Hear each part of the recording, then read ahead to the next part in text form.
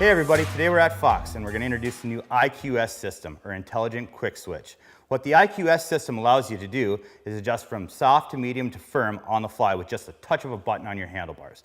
So you can ride the gnarliest trail you've ever seen in your life to get to the craziest mountain you've ever seen, and ride both in confidence by just adjusting your suspension with the click of a switch.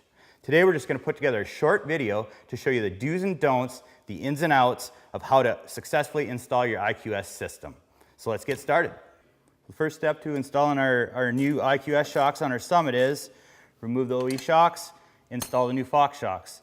The one thing you want to remember when installing these front shocks is make sure that the plug goes to the rear of the vehicle. The plug where you plug your electronics into your motor, that's going to go to the rear of the vehicle. If you've got it on backwards, you'll obviously know because the plug's coming out the front. Okay, now that you can see, we've drilled the hole in the side of the tunnel to run our wires through. And how we went about doing that was we're referencing off of our front torque arm bolt, and you're just going to measure 120 millimeters forward of that hole from center to center. Make yourself a mark, then you're going to go ahead and come down, butt into the top of the tunnel 190 millimeters. Center punch yourself a hole, pilot it, and then you're just going to get yourself a nice step drill bit like this, and you're going to drill that hole out until you're at 870,000/7/8 of an inch is what we need to be there. Okay, now we're going to go ahead and we're going to drill a hole in our chassis for this P-clamp to mount into. So we're going to reference off of our front torque arm bolt. We're going to measure from the center of that 52 millimeters forward, and then we're going to butt into the top of the tunnel, and we're going to come 190 millimeters down. We're going to want to go ahead and just put a hole through there with a number 22 drill bit. Okay, so now we're going to go ahead and route our wires for our rear skid shocks through that P-clamp, and then we're going to go ahead and install the P-clamp with the provided hardware. So as you can see, we've removed our rear skid frame out of our Summit. So the next step that we have done here is we removed our OE shocks and installed our new Fox shocks. So the one thing you want to make certain of is the orientation of this reservoir on the Fox shock. When you get your stock shocks, the reservoir is going to come off the top. It's very critical that when you install the Fox rear shock, the reservoir goes down. So when installing your center shock, it's very critical that the reservoir goes up and the reservoir is oriented to the rider right side of the vehicle. Okay, so when installing your rear cable to your rear shock, you just want to go ahead and push that connection in until it clicks. Also note that there's a loop made in the cable directly after it comes out of the plug. You want to make sure that you just go ahead and get a good solid zip tie on there, keep that loop good and tight. Then we're going to head a little farther down the cable. You'll note that we're going to just use two existing holes in the skid frame and just put cable ties through them. You'll note that there's also colored designated areas for the cable ties there. Just make sure that when you do route that, you go underneath the front torque arm here. So to finish installing our rear harness for our rear shock, we're going to run that along the outboard side of the torque arm.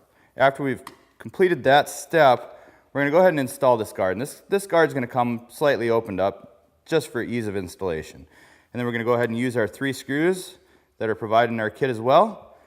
And go ahead and put that on, get that good and tight.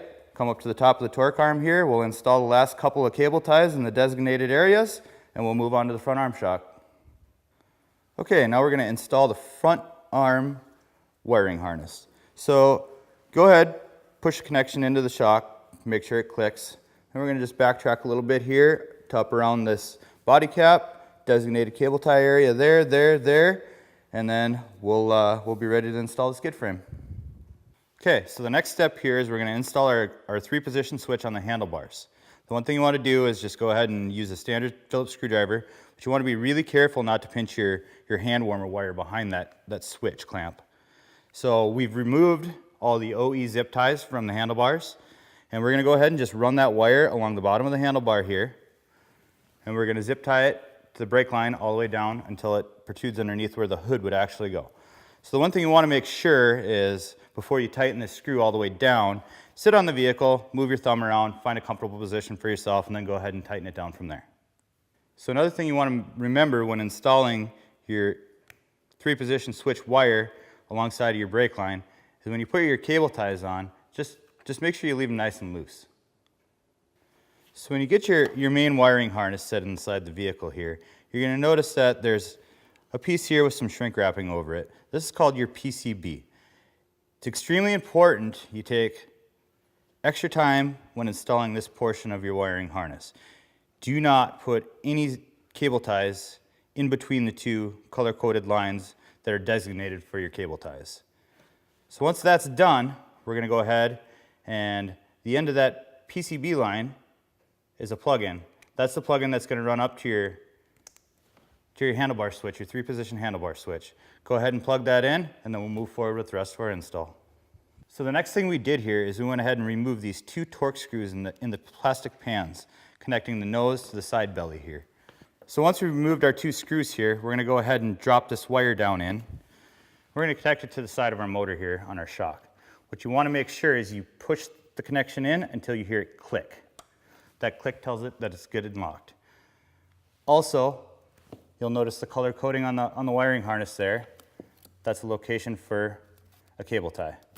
Go ahead and put your cable tie on, clean up the ends, and we're off to the next side. Now that we've got our wiring harness plugged into the motor on our shock, we're just going to go ahead and feed this wire back up alongside the aluminum spar here. And you'll notice that Fox has put those handy little colored marks on there so we know where to install the cable ties. And we're just going to go ahead and repeat that on the other side. So the next thing we're going to do is you're going to locate your power supply plug, auxiliary plug on the vehicle, which is plugged into the side of your coolant tank here. So you're going to remove that from your coolant tank. Then you're going to locate the power supply end of your wiring harness, iQS wiring harness, which is a pretty good indication is there's 2 fuse blocks on it. We're going to grab that, route that underneath this spar here. What we're ultimately going to want to do is kind of run it down the side of this cowling here. But right now we can go ahead, plug that in, plug those 2 together until they click, and then we'll move on to the next step. Okay, so as you can see, we've removed the exhaust just for accessibility, ease, gives us a little bit more room to work inside of here. And what I like to do is just take this shield here, pull it off the spar, and just flip it up behind the exhaust pipe there. So the next thing we're going to do is we're going to locate our rear track wires. The rear and center should be together, and we're just going to go ahead and route those down. Underneath here, we want to go underneath this wire harness and under this hose. What that does is kind of keep it contained and away from the exhaust. So ultimately where we want to end up with these is we're going to cable tie those to this rotary sensor cable here, which comes out of your chain case. But for now we're just going to leave those loose until we go to attach the rear track wires in our next step. So now we have the hole drilled in our tunnel with our step bit. We've installed the included grommet. Next thing we're going to do is we're going to go ahead and route our rear track wires right through that grommet hole. So now you can see we've got the wires routed through the grommet, through the hole in the tunnel. We're just going to go ahead and take our rear track, connect it to the rear track, and our front track, and connect it to our front track. So now what we're going to do here is we're going to come back and we're going to install our cable ties on the designated cable tie locations. As you can see here, we're just running through a couple of slots in the cowling up top. Then on the bottom here, we're going to run alongside this rotary sensor cable. Then behind the chain case here, there's designated spots for cable ties, but all we're going to do there is just cable tie one to another. Our next step is going to be installing our ECU under our ECU plate. We're going to do that using the 4 provided nuts and bolts and 4 provided grommets. So the one thing you want to make sure when putting this on is to keep this straight plane with the ECU box on the straight plane with the ECU plate. Also what you want to note is not to over tighten these 4 bolts. We want to just run them past just up to where the nylock catches them. So it should be about flush with the nut and the bolt here. Provided in the kit is also an adhesive-backed anti-vibration pad. We're going to go ahead and peel that back, stick that inside the channel here, and then we're going to be ready to install our ECU assembly.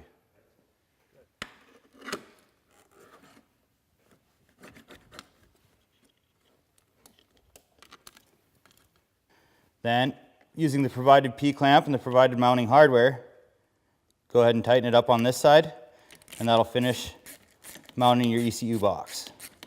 Make sure it's good and tight. Make sure there's clearance here behind the steering post.